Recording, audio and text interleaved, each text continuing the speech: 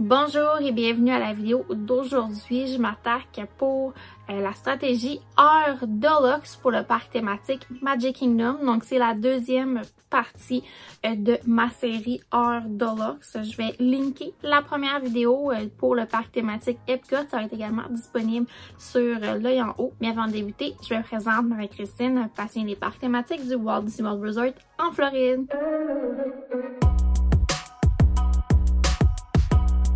Donc, pour ce qui est des heures de luxe au parc Magic Kingdom, c'est un parc très populaire, donc les heures de luxe sont bien évidemment très populaires. On va avoir beaucoup de personnes qui vont prioriser de choisir les heures de luxe au Magic Kingdom pour maximiser leur visite. Par contre, ça ne veut pas dire que vous allez pouvoir tout faire et attendre peu de temps. Donc, je vous explique comment ça fonctionne. Donc, selon l'horaire établi, vous allez avoir accès au parc Magic Kingdom après sa fermeture pour quelques heures si vous êtes en hôtel de luxe.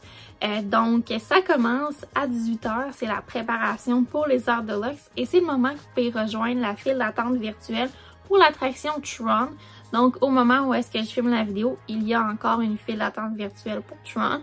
Donc, si vous l'avez faite en journée, vous pouvez quand même rejoindre pour une deuxième fois la file d'attente virtuelle si vous êtes en hôtel Deluxe. Donc, si vous avez pris un boarding group à 7h du matin, vous pouvez en prendre un deuxième, donc rejoindre pour la deuxième fois la file virtuelle à 18h pour après la fermeture du parc pour les heures de luxe. Donc, l'avantage du boarding group de Tron, c'est que vous allez pouvoir faire l'attraction de soir, qui est selon moi la meilleure expérience pour cette attraction-là. Je préfère définitivement de soir. Par contre, ça veut pas dire que vous allez pouvoir maximiser votre soirée parce que beaucoup de personnes vont vouloir faire l'attraction. Donc, vous pourriez attendre entre 30 et 60 minutes pour faire votre boarding group. Donc, il faut planifier en conséquence. Donc, avant tout ça, je vous nomme les attractions qui sont offertes et ne sont pas garanties pour les heures Deluxe. Donc, on a It's a Small World, Astro Orbiter, The Barnstormer, Big Thunder Mountain, Buzz Lightyear Space Ranger Spin, Country Bear Jamboree qui est présentement fermé pour rénovation qui devrait réouvrir, Dumbo The Flying Elephant, Haunted Mansion, Mad Tea Party, Magic Carpets of Aladdin, Many Adventures of Winnie the Pooh, Filler Magic, Monsters Inc. La Fleur, Peter Pan's Flight, Pirates of the Caribbean, Prince Charming Regal Carousel, et on a Seven Doors Mine Train, Space Mountain, Swiss Family Treehouse, Tomorrowland Speedway, Under the Sea Journey of the Little Mermaid et finalement Walt's Enchanted Tiki Room. Donc, on a vraiment une bonne sélection d'attractions. De ce que j'ai remarqué, il y a beaucoup de personnes qui vont prioriser les attractions dans Tomorrowland parce que bien évidemment, ils vont attendre l'appel de leur boarding group pour Tron. Donc, tout ce qui est Tomorrowland est assez populaire.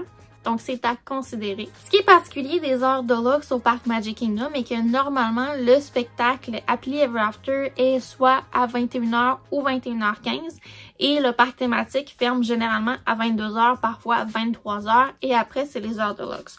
Donc, ça veut dire qu'après les feux d'artifice, généralement, il y a la moitié des gens qui vont sortir du parc pour retourner à l'hôtel.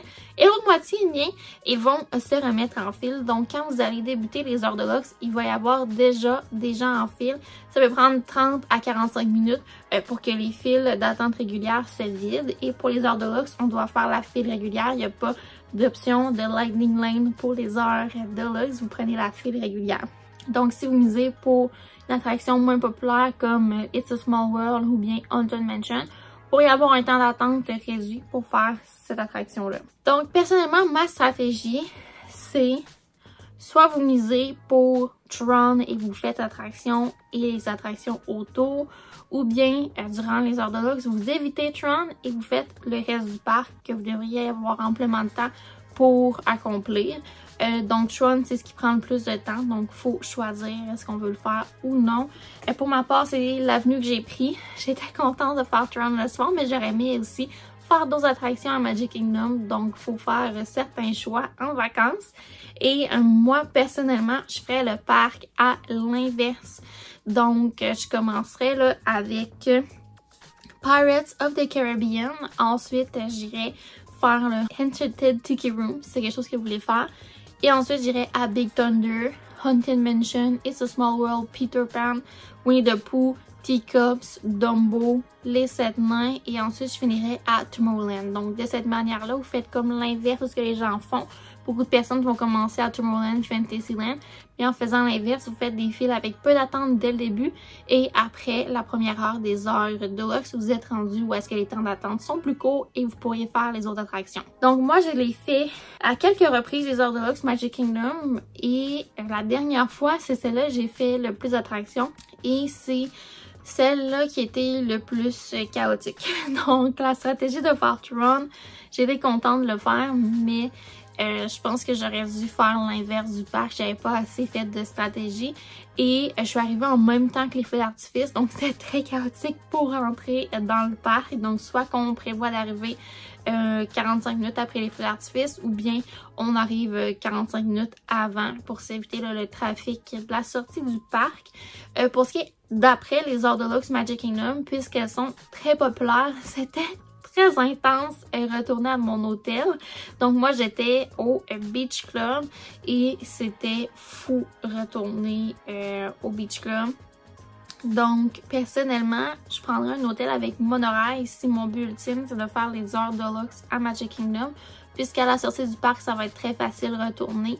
Pour le Wilderness Lodge, ça se peut que les bateaux ne soient plus en fonction, là, ça dépend de la période de l'année, ça se peut qu'il y ait seulement des autobus disponibles et qu'elle soit partagée avec le camping.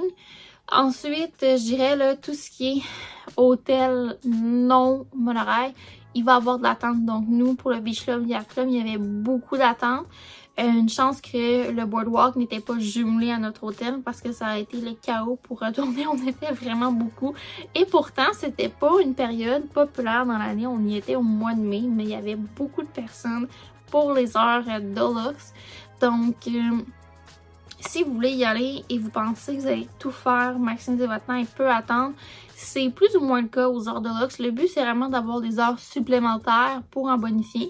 Le plus que j'ai remarqué, c'est que puisqu'on y était en soirée, il faisait beaucoup moins chaud. Donc avec le soleil l'été, ça peut être l'avantage de faire le parc thématique de soir.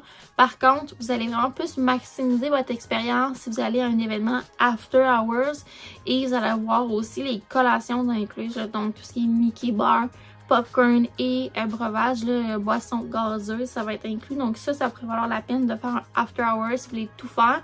Et sinon, moi je recommande juste d'aller à Magic Kingdom dans le jour et d'acheter Genie Plus, faire ma stratégie Genie Plus et dans ce temps-là, vous allez vraiment plus maximiser votre temps et diminuer votre temps d'attente aux attractions. Donc, c'est tout pour mes conseils sur les heures Deluxe au parc Magic Kingdom. J'espère que vous avez apprécié et si c'est le cas, je vous invite à laisser une mention j'aime, également à vous abonner pour ne rien manquer et on se dit pour une prochaine fois. Bye!